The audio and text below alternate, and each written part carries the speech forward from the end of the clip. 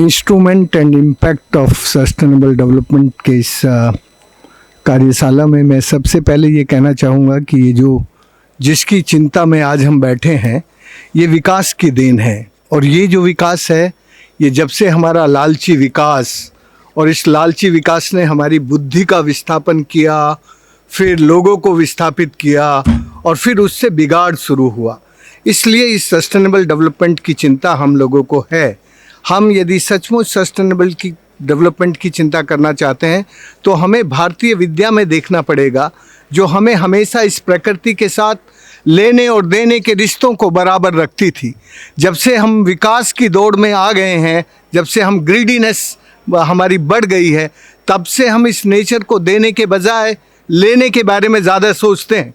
कैसे हम ज़्यादा से ज़्यादा इस नेचर को एक्सट्रैक्ट कर सकें, और जब हम इस नेचर को एक्सट्रैक्ट करते हैं तो ये पोल्यूट हो जाती है, और जब पोल्यूट हो जाती है तो हम कुछ लोग पावरफुल होकर उसको और ज़्यादा शोषित करते हैं। मुझे लगता है कि हमारा देश सचमुच एक ग्रेट डेमोक्रेटिक कंट्री है, ये कह सकते हैं। मैं ये नहीं कहना चाहता कि ये डेमोक्रेटिक कंट्री नहीं है, पर ये डेमोक्रेटिक कंट्री अब पीपल्स डेमोक्रेटिक कंट्री नहीं रहा, क्योंकि आज जनता जो चाहती है वो नहीं कर पाती। आज जो उद्योगपति चाहते हैं, जो कॉरपोरेट चाहते हैं, वो होता है। तो इस वक्त इंडिया एक कॉरपोरेट डेमोक्रेटिक कंट्री है। तो कॉरपोरेट डेमोक्रेटिक कंट्री में ये जो सस्टेनेबल के इश्यूज हैं वो और ज़्यादा कॉम्प्लिकेटेड होते जाते हैं, क्योंकि एक्सट्रैक्शन बढ़ता जाता है, पॉल्यूशन बढ़ता जाता है, और जो लोग पावरफुल होते हैं वो एनक्रोचमेंट करते हैं कॉमन प्रॉपर्टी पर। ये जो कॉमन प्रॉपर्टी पर, नदियों पर एनक्रोचमेंट है, पानी पर एनक्रोचमेंट है और पॉल्यूशन है, इससे यदि हमें बचना है तो हमें अपने शास्त्रों में देख लेना चाहिए। ये अथर्ववेद में 12,500 साल पहले कहा है कि जब हमारी आत्मा शरीर से अलग होकर त्याग के भाव को छोड़कर अथवा त्रिगुणीय जो समन्वित भोग उसमें लग जाती है, तब हमारी जो विद्या है वो नष्ट होने लगती है और फिर आधुनिक शिक्षा का विकास होता है।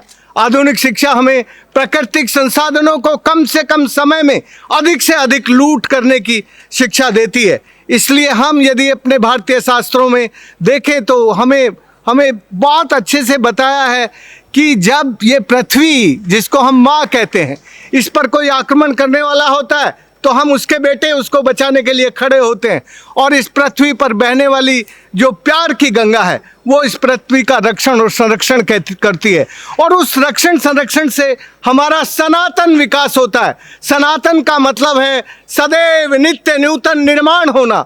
चरे वेति आदि अनंतः, ना जिसका आदि होता है ना अंत होता है, वो होता है सस्टेनेबल डेवलपमेंट, जिसमें विनाश नहीं होता। उस विनाश मुक्त विकास को जब हम जानने की कोशिश करेंगे तो हमें पता चलेगा कि क्या सस्टेनेबल डेवलपमेंट का हमारे सामने ढांचा है। आप जरा देखें अपने शास्त्रों में, उस काल में कहा है कि बहती हुई जलधाराओं को, नदियों को मत रोको, और वही नदियों में जो आज़ादी है, नदियों के जल में जो भारतीय ज्ञान तंत्र में जो आज़ादी, जिसमें अथर्ववेद में कहा है कि बिना अवरोध के नदियों को प्रवाहित होने दो, वही अथर्ववेद कहता है कि इस धरती पर जो भी पानी की बूंद है वो तुम्हारे लिए है। इस धरती का और प्रकृति का पोषण करने के लिए है। इस धरती और प्रकृति के पोषण के लिए बादलों से निकली हर बूंद को, इस मिट्टी के गुणों को बढ़ाने के लिए, इस मिट्टी के पोषण को बढ़ाने के लिए हमें काम करना चाहिए। इसीलिए अथर्ववेद में कहा है आपः ब्रह्मास्मि, मैं ब्रह्मा हूँ, मैं ही ब्रह्मांड को बनाता हूँ, मैं ही ब्रह्मांड को चलाता हूँ। ये जो भारतीय विद्या थी, उस भारतीय विद्या को आज हम भूल गए हैं। इसलिए अब भारत में और पूरी दुनिया में जो क्राइसिस है वो दुनिया उजड़ रही है बेपानी होकर। डिस्प्लेसमेंट पूरा African, central western Asian countries, और जब भी वो यूरोप के शहरों में जाते हैं तो उनको कहते हैं क्लाइमेटिक रिफ्यूजी आ गए हैं। तो ये जो क्लाइमेटिक रिफ्यूजी वर्ड आया है ये हमारे समाज में एक स्ट्रेस पैदा कर रहा है। इसलिए यदि हम इस स्ट्रेस को समझना चाहते हैं तो अभी भी भारतीय ज्ञान तंत्र में community driven decentralized water management इसका सॉल्यूशन है। आज भारत जिस सस्टेनेबल की हमें चिंता है उसमें ड्राउट और फ्लड दोनों बढ़ रहे हैं, और उसका बढ़ने का मुख्य कारण है कि हमने धरती का पेट 72% खाली कर दिया है। यदि हम इस धरती के पेट को भरना चाहते हैं तो फिर साइंस और टेक्नोलॉजी और इंजीनियरिंग इसको इंटीग्रेट करना होगा।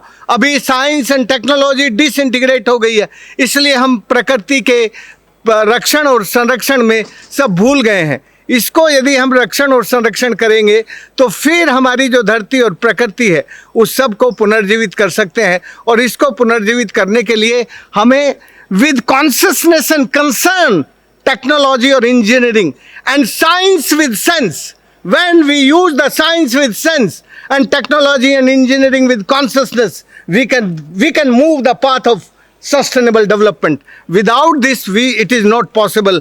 So we can move forward with the consciousness and concern of nature. I think today now this world is facing lot of crisis due to the drought and flood.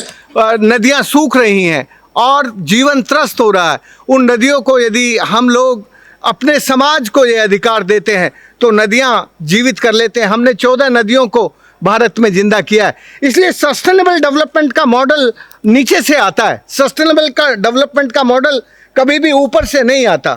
तो हम यदि sustainable development model लेना चाहते हैं तो हमें धरती और प्रकृति के साथ जुड़ के देखना होगा। और इसको समझने के लिए ये बहुत ज़रूरी है कि हम ये जो हमारा क्रॉप पैटर्न है उसको रेन पैटर्न के साथ जोड़ना होगा। क्रॉप पैटर्न इस वक्त हमारा रेन पैटर्न के साथ जुड़ा नहीं है। किसानों को पता नहीं चलती कि बारिश कब होगी कब नहीं होगी। जलवायु परिवर्तन के कारण हमारा किसानी, हमारी जवानी और हमारा पानी, ये तीनों डिस्प्लेस हो रहे हैं, अपना गांव छोड़ के बाहर जा रहे हैं। इनको हमें गांव में रोकने की ज़रूरत होगी। और ये ज्ञान हमें प्रकृति के साथ, हमारी प्रकृति के प्यार से जब खेती करेंगे, प्रकृति के साथ दोस्ती करके खेती करेंगे तो हमारी जो मूल अनाज है, जिसको हमारे भाई मिलेट्स कहते हैं, वो मूल अनाज हम धरती पे पैदा करेंगे तो ये जो धरती को चढ़ता बुखार है और मौसम का बिगड़ता मिजाज है, हम उसको ठीक कर पाएंगे। हमारे पास 4 तरह की हीट है। सबसे बड़ी हीट है सूरज।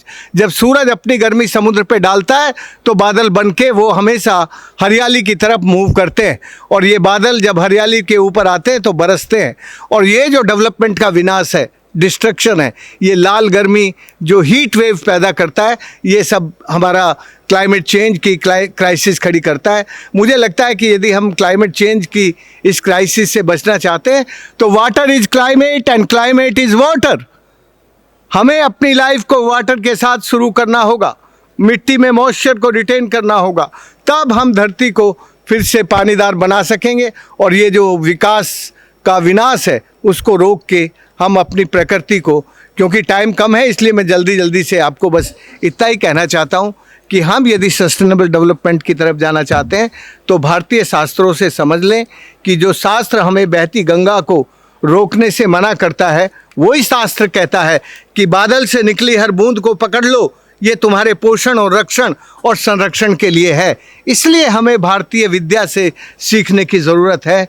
यदि हम सही विकास के रास्ते पर चलना चाहते हैं तो हमारे इलाके में जहाँ भी हम विधायक हैं या हमारे साथी विधायक हैं, वो अपनी कॉन्स्टिट्यूएंसी में देखें कि लोकल विजडम से कैसे हम प्रकृति में बिगाड़ किए बिना प्रकृति के रक्षण और संरक्षण का रास्ता आगे ले सकते हैं। धन्यवाद।